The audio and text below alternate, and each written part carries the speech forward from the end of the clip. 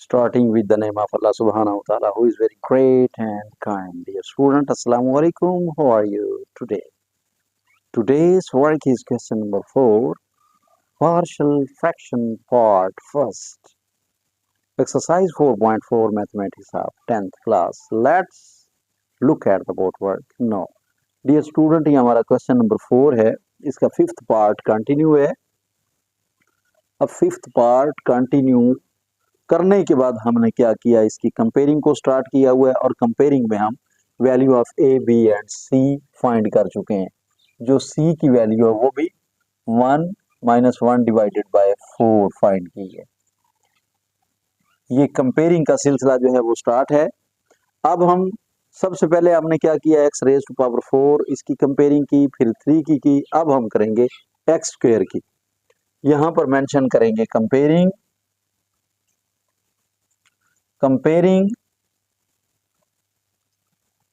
the coefficients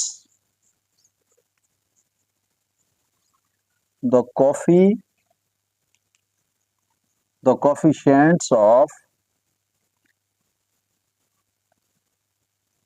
x square।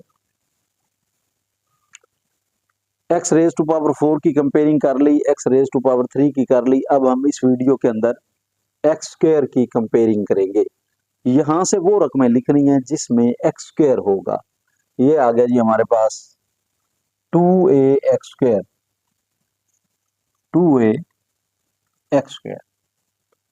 इसी तरह plus bx square, ये आ गया जी प्लस bx स्क्वायर।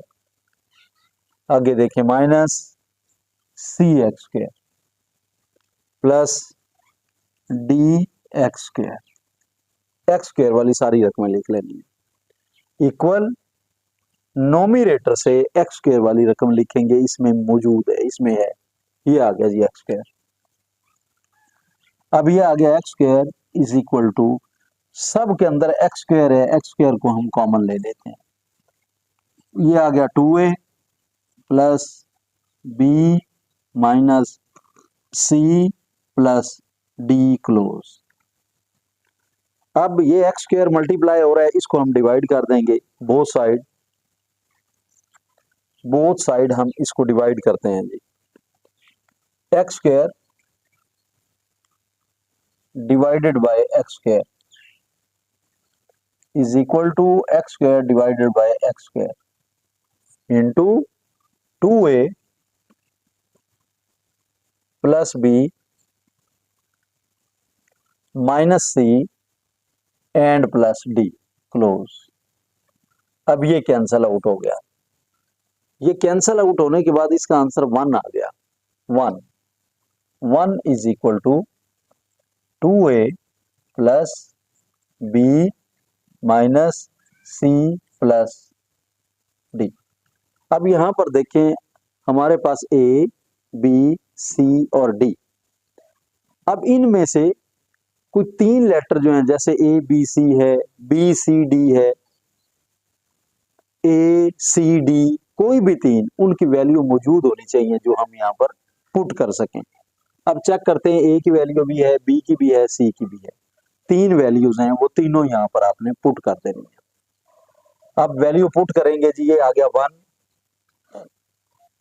1 लिखेंगे आप, ये 1 आ गया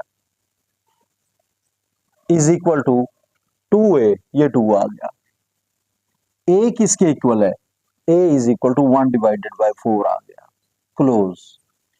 उसके बाद प्लस b, ये प्लस b इक्वल है जी हमारे पास -1/4 के, ये -1/4 आ गया।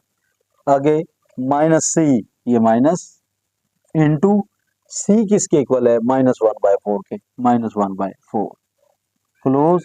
आगे आ गया जी प्लस d, ये d आ गया। a की वैल्यू जो है वो भी पुट कर दी, b की भी कर दी, c की भी कर दी, प्लस d को वैसे ही साथ लिख लिया।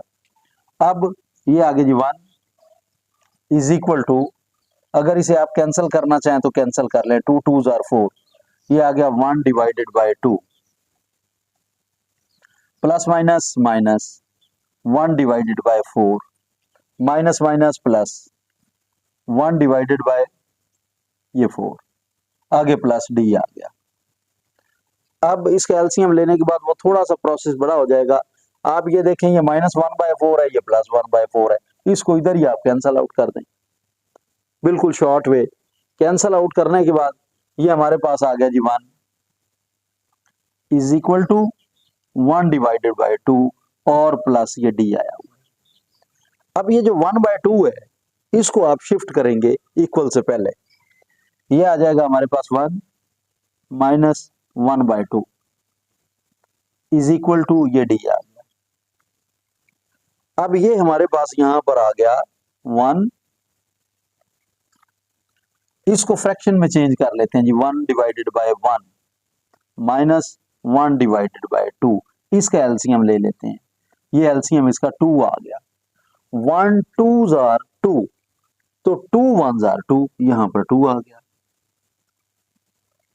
इस 2 को 1 पे डिवाइड किया, 2 आंसर आया, 2 को 1 से मल्टीप्लाई किया, मल्टीप्लाई करने के बाद 2 आ गया, minus 2 1s are 2, 1 answer 1 1s are 1, और इसके बाद क्या है जी, इक्वल हमारे पास ये डी आ रहा है। अब 2 minus 1 1, 1 divided by 2 is equal to ये डी। अब वैल्यू ऑफ डी क्या आ गई हमारे पास, डी जो है इज इक्वल टू 1/2,